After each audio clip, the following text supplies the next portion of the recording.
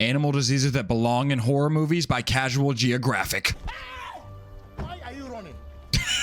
What is he doing? Ah, spooky season. You knew this was coming. We're always talking about all the ways nature. It's not actually spooky season though. But we never talked about how diseases can have animals permanently parallel to the ground. So that's what this video is. Animal diseases that are rated R for the regret I feel when I see what researching them has done in my search history. And of course, viewer discretion is very Was that much real? advised, especially for disease number 1. What's a Halloween video without a jump scare? This photo was taken just outside the Caribbean Bay Hotel. What?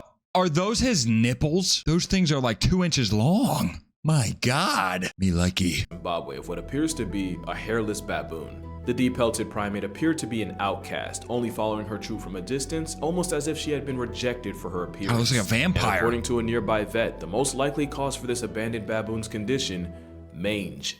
Mange is a nasty-looking disease caused by parasitic mites burrowing into the skin, where their collective feces can cause severe allergic reactions and an unbearable amount of itching.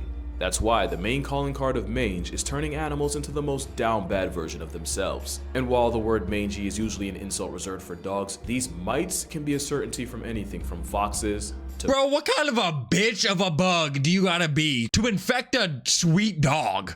What did dogs do to you, man? That's so sad. bears, to porcupines. What the hell was that thing? Occasionally birds like eagles, and many, many more. In fact, the legend of the chupacabra was more than likely jump-started by a severely mited-up coyote. And in 1996, there was an outbreak of sarcoptic mange that griefed a family of mountain gorillas in Uganda, even expiring one of their babies. Aww. The mites themselves aren't a death sentence. How do you get but they them? slowly weaken the target, making them much more vulnerable to infections. And they can easily spread, especially if you're a wombat whose burrow mates with a walking mite mosh pit. The mites are so persistent that in Pennsylvania, a black bear with more than 50% hair loss is considered a lost cause, and not only is it retired from life, it's also incinerated so the past tense bear can't possibly infect any others. And yes, mange is zoonotic, meaning it can be passed on from animals to humans, and when that happens, it's called scabies. To be fair, we can get mange?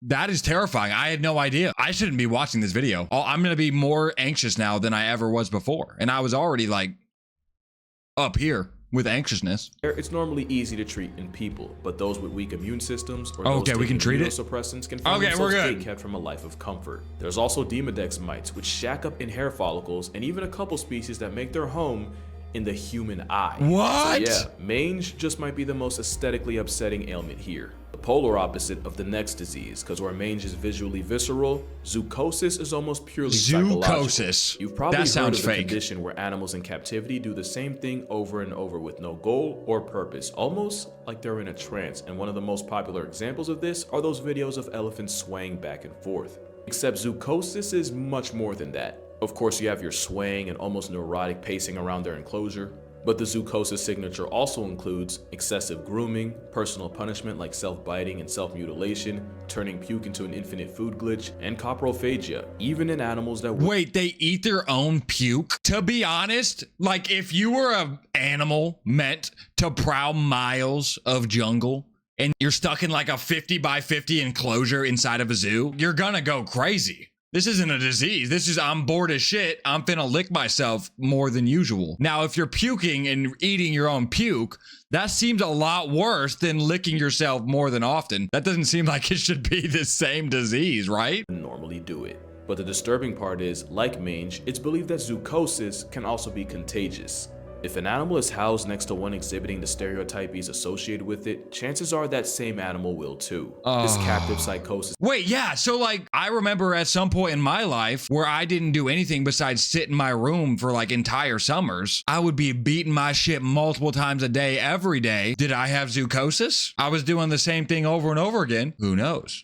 Maybe. This is likely triggered by a lack of stimulation and enrichment, and it's more common in higher intelligence animals, especially those that would normally have a wider range. Yep. Elephants checking both boxes is likely so it's why not a 40% disease? of captive-turned pachyderms show symptoms of zoochosis. Orcas are one of the smartest non-human creatures alive and can travel well over 40 miles a day for food. And almost a year ago today, in 2022, a captive orca named Hugo tragically— That guy died, right? Like that guy didn't live? Like I don't understand how this guy gets out of this situation. Are we witnessing a death right now? Like look, his head is inside of the mouth of the orca. That's called a killer whale. You know why they're called killer whales? Because they kill shit. Sign from reality after violently slamming into his tank wall until he suffered a life-ending aneurysm. And in 2005, a mother Hamadryas baboon groomed her baby so excessively that he looked like he came out the womb beefing with wizards. Oh my God. To be fair, we can't really prove that this was Zoochosis working overtime, but bro got the Mr. Clean Cut. That ain't a fade, it's a flea. But the most popular and probably most depressing case of chosis was Gus. Gus was a polar bear that lived in Central Park Zoo for 25 years. At one point, visitors and keepers noticed that Gus would spend all day swimming in figure eights, sometimes for up to 12 hours straight. He's bored! Keep in mind that polar bears can cover nearly 50 miles in a day searching for seals. Yeah. Not only did the zoo spend 25 grand on therapy for the bear, Gus went on to make his Therapy for a bear. What does that even mean? They hired a therapist to come out and talk to the bear about its feelings? Like what? What does bear therapy entail? I need to know. History as the very first zoo animal to be put on Prozac. Speaking of which, the 25,000 bones of behavioral therapy basically amounted to the therapist saying, "It be like that." This isn't an anti-zoo video or me trying to morally grandstand to y'all. I think zoos have the potential for a lot of good. Yeah, they're just depressed. It's just that the bad can lead to a chronically pilled out polar bear. But wait, it gets darker. Because with how far removed humans have gotten from nature, there's a legitimate fear that humanity as a whole could be suffering from zoochosis on a global scale. That's what I'm saying. That joke about us being— I was joking about beating my shit all day, every day for an entire summer, but like, it might be true. Maybe I had zoochosis and I got rid of it. Can you get rid of it once you get it? I have no idea. No different than ants stuck in a death spiral becomes less and less of a joke as time goes on. Death spiral.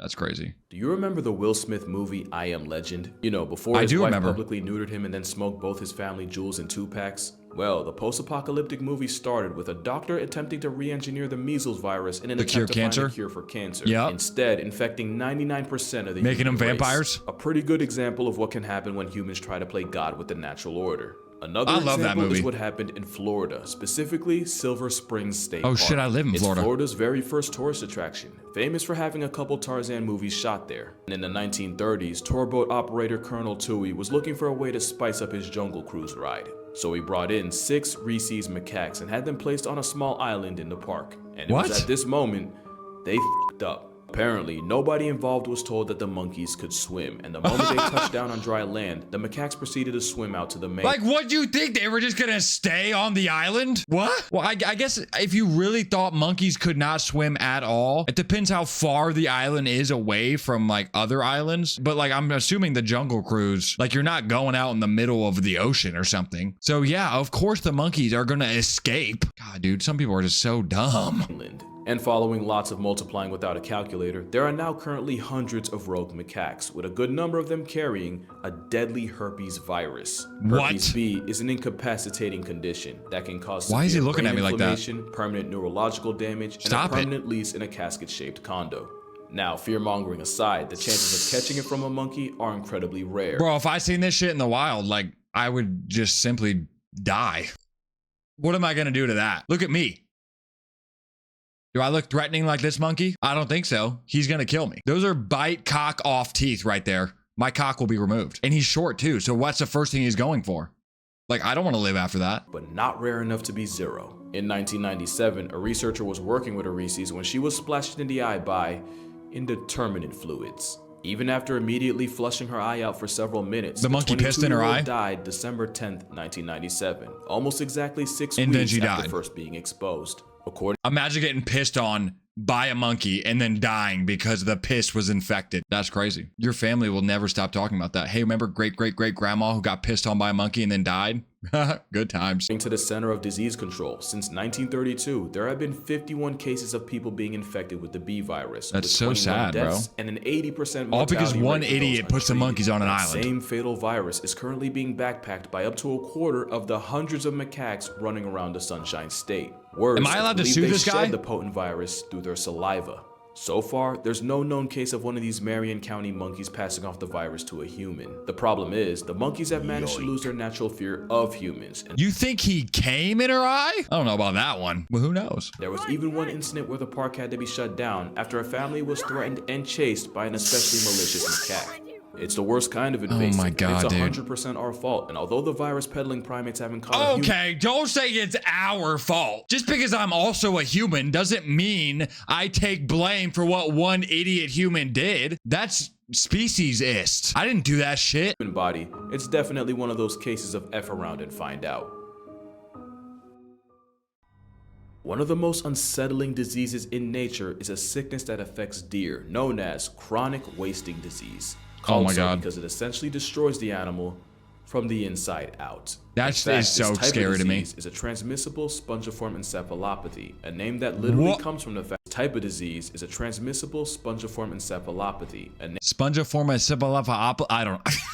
name that literally comes from the fact that it causes several sponge-like holes in the brain. It's like the forbidden final boss of trypophobia, and it's caused by a single misfolded protein known as a prion. This prion triggers a chain reaction where the only outcome is a canceled life subscription, and the only thing the victim can do is wait for the sweet release of death. So terrifying. Here's what the endgame of a deer with CWD looks like. It starts with a misfolded protein affecting and altering perfectly how do you prevent normal this? proteins. It's almost like a cellular level cheese touch, and the moment it starts, it's already over. Step 2 includes the prions exploding in numbers exponentially and accumulating like you're just body. over. The whole time the a protein gets in you and your brain becomes a sponge. Perfectly normal. The deer can walk around with this disease for 2 whole years before the chronic becomes critical. Oh my God. Eventually, it escalates to the point where the prions manage to break into the blood-brain barrier, where they start destroying neurons. Please tell me this is only for deers. Please tell me they can't transmit it to me or my dog.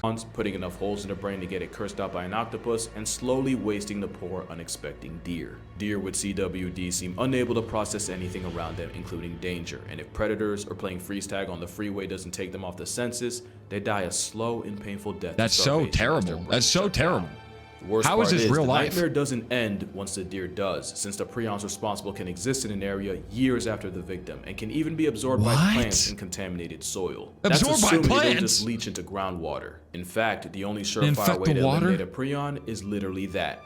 Fire. Nuke. Except it's not as simple as cremating a casualty. That'd be too easy. It's said that it takes heat at a minimum of 900 degrees Fahrenheit or 482 degrees Celsius to properly pack up a prion, and some sources say to hike that up to 1800 to be safe. But the part that makes prions one of the most horrific things not native to a horror movie is where they come from. It's believed there are 3 main factors that cause prion diseases. Genetics play a relatively small part, with only 10 to 15% of cases in people being attributed to them. God. The second and by far most common cause Are we really is the watching a disease deer take a being shit right now? erratic. Basically, that just means that not even science can fully explain where they come from. Why are we watching this? It happens out of nowhere. Who recorded this? And the third is an infected deer contaminating something like a water source or a feeding station with body fluids and passing it off to the next. And remember, not only can prions insist on existing years after the fact, keep in mind that most infected deer look no different from any other, right until it's time to disconnect from interface eternally. That means that the 3 main causes of wasting disease are completely RNG, and that is remarkably terrifying. Okay, so if I accidentally killed a deer that had this disease and then I ate its meat, what does that mean for me? Do I get this? As long as I can't get it, like, yeah, I sucked for the deer, but like, I don't want to get this. Good thing I don't kill and eat a lot of deer, but just saying, you never know. And it's not just deer that can get packed up by prions. Oh shit. There's mad cow disease in cattle and Scopey in sheep, named after the fact that it can cause them to compulsively rub up against things like fence posts until they literally scrape their wool off. What? There's even a human equivalent, Creutzfeldt-Jakob disease. And while there's no known reports of a human ever catching CWD, specialists have... Wait, how do you know a human can get it if there's no single report of a human getting it?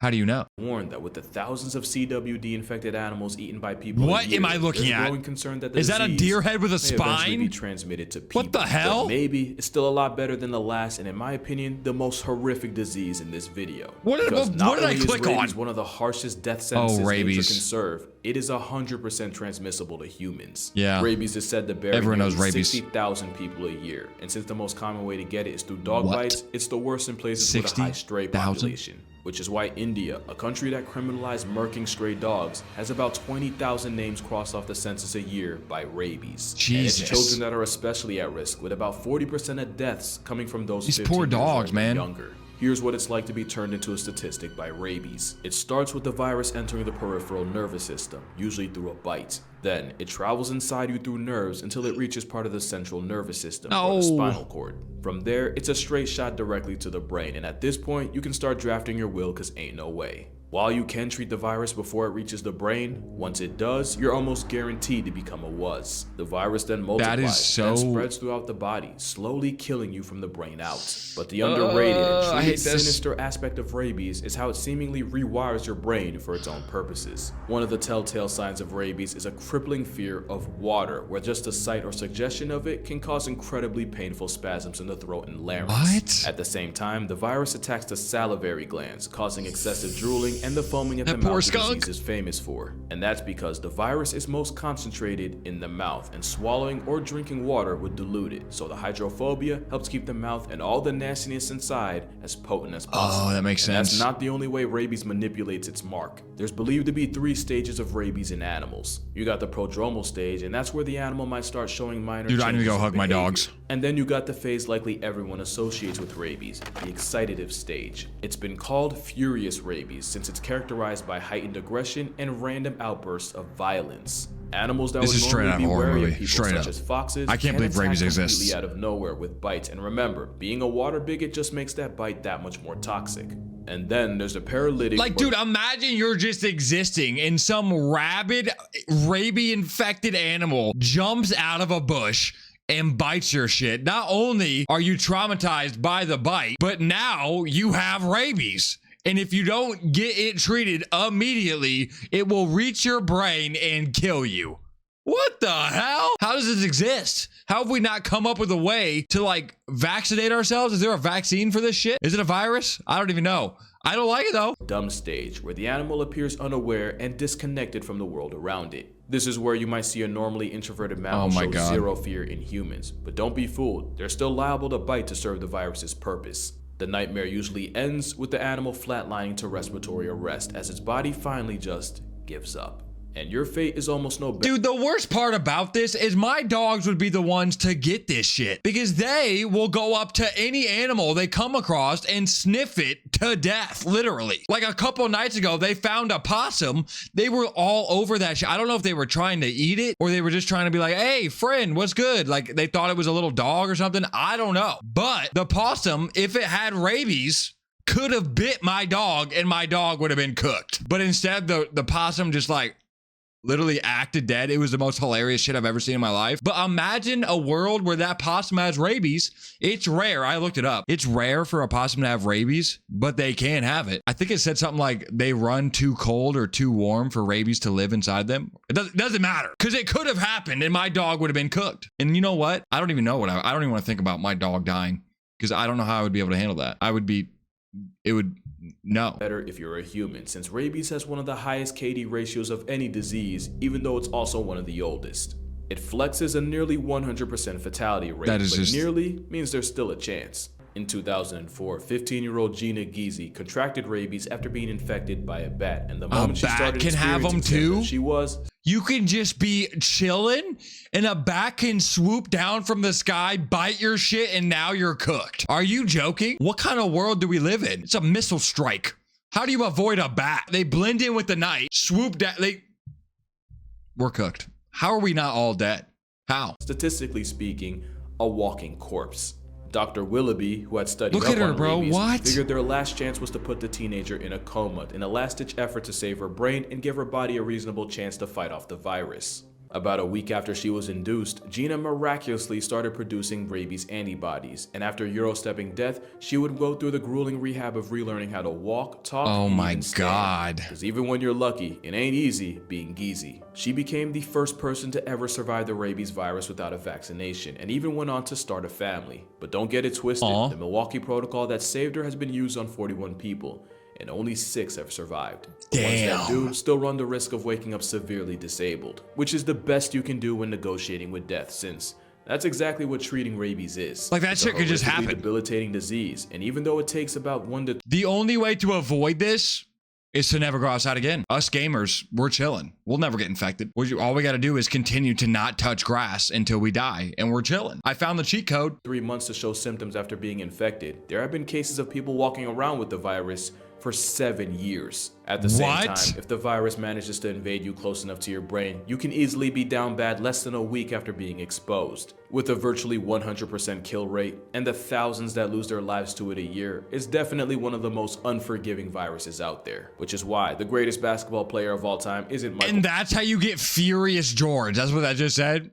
That's kind of funny. Jordan, LeBron James, or even Kobe Bryant. It's Manu Ginobili. Because during a Spurs-Kings game in 2009, a bat managed to find its way inside the arena, causing everyone to immediately panic. Until the 6'5" Argentinian backhanded the bat and put it out of commission, and proceeded to help lead his team to a 20-point win, along with a victory by TKO against the bat. One man managed to potentially solo one of the deadliest viruses of all time, and he wasn't even a starter. And you'll never guess what day this happened. Yeah, that's right. On Happy Halloween. And stay safe out there. What? Wait, only 1 to 3 cases reported annually? Damn. I remember researching rabies for a school project, and what freaked me out the most wasn't the hydrophobia alone, but the combined with dehydration. You know you will die without water and you need it, but you can't bring yourself to drink it. It's maddening. That is, I can't even, like, how is that real? You know you need water. You're going to die if you don't drink water, but you can't do it? What do you mean you can't do it? Like, I couldn't even imagine, like, not being in control of your own body. That's crazy to me. Worth mentioning, the animal is still contagious before it starts foaming at the mouth. All too many people think that if you're not foaming at the mouth and just coming up to you, it's not contagious. If you see an animal displaying weird behavior, do not go to it. Even if it looks like it's in distress, do not. It's not worth your life. And that of everyone else, you might accidentally get sick. Don't do it. Listen, I know there's bleeding hearts out there. My wife is one of them. Like, she literally found a goose on the side of the road that got hit by a car, and she put it in her back seat and tried, like, she was in high school, and brought it home to her family's house and tried to nurse it back to health. It died, by the way. I don't know what kind of diseases geese can hold on them, but what the hell? Like, who do you think you are? You don't know how to fix a goose? Why are you even attempting it? Like I said, she just cares so much about everybody and everything. She's a nurse now. Crazy. But yeah, she's a nurse now because she just loves every living thing so much. That's the worst problem. The people that get these diseases are the people that actually care the most, and then they get infected and die. It's actually really sad. Me, I ain't going near shit. I don't care if there is a dying animal directly in front of me and I am the only way this animal lives. I'm sorry, bro. You're dying. Like, well, I'm not going to take that risk. Are you kidding me? Animals don't realize that you're there to save them. They're going to be on their deathbed. You come up to it like, hey, bro, I got you. And they're going to bite you with their last strength. Like, animals don't know. I ain't going near that shit. Anyway, my aunt died from mad cow disease in March just before lockdown. She went from perfectly normal to not being able to speak to dead in 3 months, and they didn't diagnose her until after she passed. She left behind 2 kids under 10 and her husband, who was her high school sweetheart. Be safe, folks. Life is short and it can abruptly end at any moment. How the hell do you just contract mad cow disease? Why'd you leave that out of the comment? I want to know how she did it so I can avoid doing whatever she did. Like, obviously that's very tragic. Very tragic. That's terrible. But how do you contract it? Was she hanging out with some cows? Or did she just randomly get it driving home one day? Like, how did it happen? I want to know. Sorry for your loss. Like I said before, I'm just going to not go outside and I think I'm chilling. Leave a like if you don't like going outside either.